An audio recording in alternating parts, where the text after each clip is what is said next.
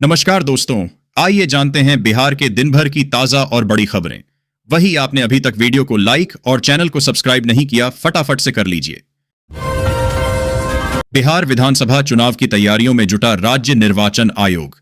पटना में शुरू हुआ बीएलए का प्रशिक्षण।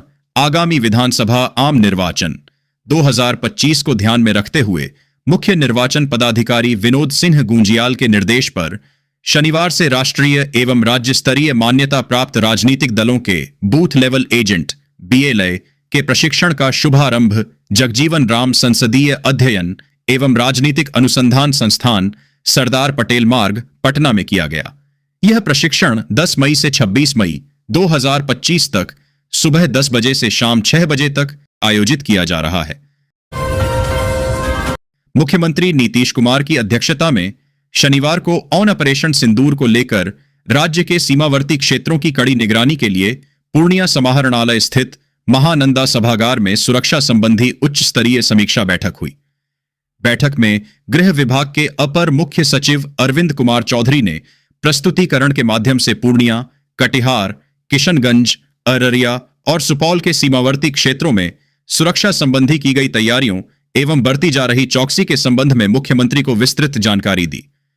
प्रस्तुतिकरण में गृह विभाग के अपर मुख्य सचिव ने मुख्यमंत्री को महत्वपूर्ण प्रतिष्ठानों, कृषि, धार्मिक स्थलों की सुरक्षा व्यवस्था, अंतर्राष्ट्रीय सीमा पर चौकसी, गश्ती एवं आवागमन पर निगरानी, मादक पदार्थों, अवैध आग्नेयास्त्रों, मानव तस्करी की रोकथाम, अग्निशमन, चिकित्सा व्यवस्था, सीमावर्ती क्षेत्रों में आवश्यक वस्तुओं की उपलब्धता सहित सुरक्षा संबंधी अन्य महत्वपूर्ण तैयारियों के संबंध में अवगत कराया। अपने तेजू भैया तो बहुरूपिया को भी शर्मा देते हैं। तेज प्रताप यादव पर मांझी की बहू का तीखा तंज। लालू प्रसाद के बड़े बेटे आरजेडी विधायक तेज प्रताप अक्सर अलग अलग अंदाज में नजर आते हैं। भारत और पाकिस्तान के बीच तनाव को लेकर तेज प्रताप यादव ने पिछले दिनों एक्स पर पोस्ट करके कहा था कि वह पायलट हैं और अगर जरूरत पड़ी तो जंग के मैदान में जाने से पीछे नहीं हटेंगे। अब जीतन राम मांझी की बहू दीपा मांझी ने तेज प्रताप यादव पर तंज किया है। बिहार के इन 5 जिलों में होगी मैट्रिक के स्पेशल एग्जाम की कॉपियों का मूल्यांकन। बीएसआईबी ने जारी की लिस्ट। बिहार विद्यालय परीक्षा समिति बीएसआईबी द्वारा आयोजित मैट्रिक विशेष परीक्षा और कंपार्टमेंटल परीक्षा 2024 की उत्तर पुस्तिकाओं का मूल्यांकन कार्य 14 मई से 16 मई तक चलेगा। इसके लिए बोर्ड ने मुजफ्फरपुर, दरभंगा, पटना, गया और सारण जिलों में मूल्यांकन केंद्र बनाए हैं। इस वर्ष मैट्रिक विशेष परीक्षा में 7,06,21 परीक्षार्थी और कंपार्टमेंटल परीक्षा में 54,652 परीक्षार्थी शामिल हुए हैं। इस प्रकार कुल 62,273 उत्तर पुस्तिकाओं की जांच निर्धारित 3 दिनों में पूरी की जानी है। बिहार पुलिस सिपाही भर्ती 2024 में जहां लाखों युवाओं ने भाग लिया, वहीं एक नाम ऐसा भी है जिसने न सिर्फ परीक्षा पास की बल्कि समाज की धारणाओं को भी तोड़ा है। गोपालगंज की रहने वाली दिव्या ओझा, एक ट्रांसजेंडर उम्मीदवार, ने कठिन सामाजिक संघर्षों के बीच यह मुकाम हासिल कर समाज के लिए एक नई उम्मीद और प्रेरणा की मिसाल कायम की है। बीते दिन बिहार पुलिस सिपाही भर्ती का रिजल्ट आया है, जिसमें दिव्या ने अपनी मेहनत से अपना नाम भी दर्ज कर लिया है। आर्टिफिशियल इंटेलिजेंस पढ़ने के लिए अब बिहार के बच्चों को बाहर जाने की जरूरत नहीं रहेगी। इसकी पढ़ाई अब बिहार में भी होने जा रही है। अब आप बिहार में ही रहकर आर्टिफिशियल इंटेलिजेंस की पढ़ाई कर सकते हैं। बिहार के एक विश्वविद्यालय में जल्दी ही इसकी पढ़ाई शुरू भी करवाई जाएगी। इसकी स्वीकृति प्रदान हो गई है। बिहार के मुंगेर विश्वविद्यालय में आर्टिफिशियल इंटेलिजेंस की पढ़ाई की स्वीकृति मिली है। अब आप यहां एडमिशन लेकर इस विश्वविद्यालय में आर्टिफिशियल इंटेलिजेंस की पढ़ाई कर सकते हैं। बिहार लोक सेवा आयोग बीपीएसएससी के माध्यम से तृतीय अध्यापक नियुक्ति परीक्षा TRI 3 के आधार पर चयनित 58,857 शिक्षक 15 मई से 31 मई तक स्कूलों में योगदान देंगे। लंबे समय से इस फैसले का इंतजार कर रहे चयनित शिक्षकों को योगदान के लिए जिला शिक्षा कार्यालय के माध्यम से जल्द ही औपचारिक आदेश जारी होगा। बिहार शिक्षा विभाग के अपर मुख्य सचिव ACS एस सिद्धार्थ ने इस संबंध में सभी पदाधिकारियों को एक बैठक बुलाकर निर्देश दे दिया है। बीएड 4 साल का course NCTE ITP course. Bihar में चलने वाले 335 बीएड कॉलेज 4 वर्षीय इंटीग्रेटेड बीएड की पढ़ाई की दौड़ से फिलहाल बाहर हो गए, शापशी गए हैं। NCTE national council for teacher education ने शैक्षिक वर्ष 2026 से 27 के लिए 4 वर्षीय इंटीग्रेटेड बीएड की पढ़ाई शुरू करने के लिए आवेदन मांगे हैं। एनसीटीई ने आवेदन के लिए मानक भी तय कर दिए गए हैं। आवेदन करने के लिए कॉलेजों को नैक और एनआईआरएफ रैंकिंग मिलाकर 10 अंक होने चाहिए। सूबे में बीएड कॉलेजों में अभी एनआईआरएफ और नैक का मूल्यांकन नहीं हुआ है। हालांकि बीआरएबीयू के एक कॉलेज ने 10 अंक होने का दावा किया है और वह आवेदन की तैयारी कर रहा है। लालू पर केस चलाने के लिए राष्ट्रपति से मंजूरी की जरूरत क्यों पड़ी?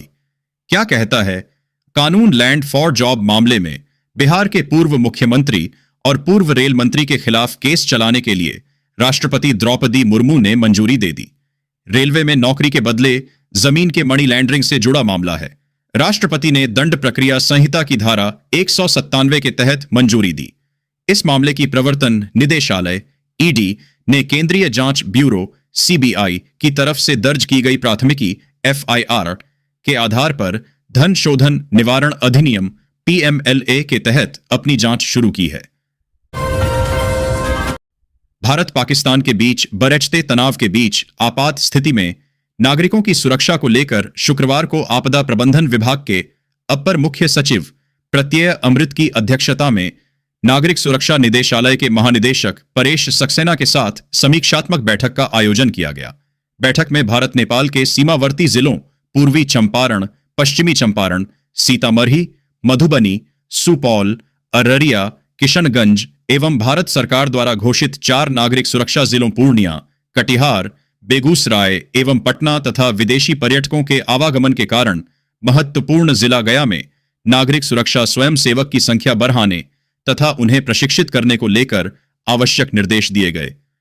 प्रशिक्षण का उद्देश्य आपात स्थिति में जिला प्रशासन के साथ मिलकर त्वरित गति से सुरक्षा, राहत एवं बचाव कार्य, सामुदायिक क्षमतावर्धन तथा जन जागरूकता हेतु स्वयंसेवक तैयार करना है।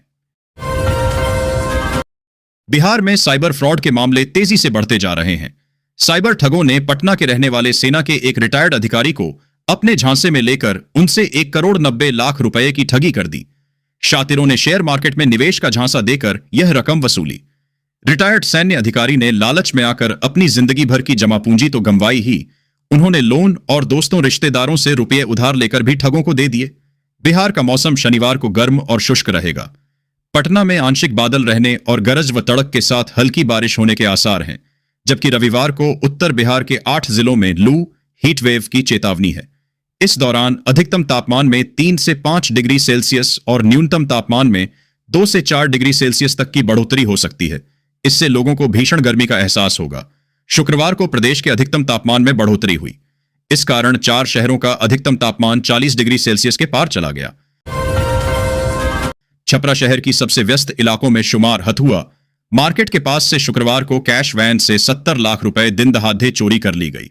कैश वैन की सुरक्षा में लगाए गए कर्मियों की लापरवाही उस वक्त सामने आई जब पंजाब नेशनल बैंक से कैश लेकर एटीएम कैश वैन के कर्मचारियों ने रुपये वैन में रख दिए।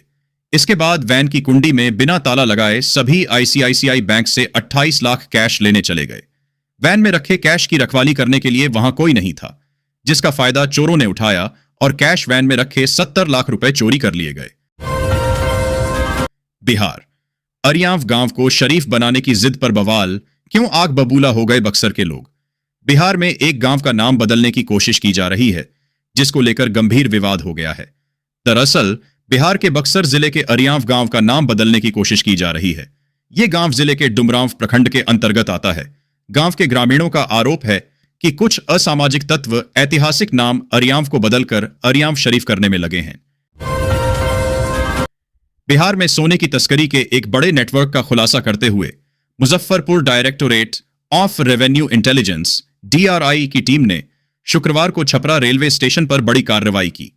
टीम ने मुंबई जाने वाली ट्रेन में छापेमारी कर 20 किलो सोने की बिस्किट और ज्वेलरी के साथ 3 तस्करों को गिरफ्तार किया।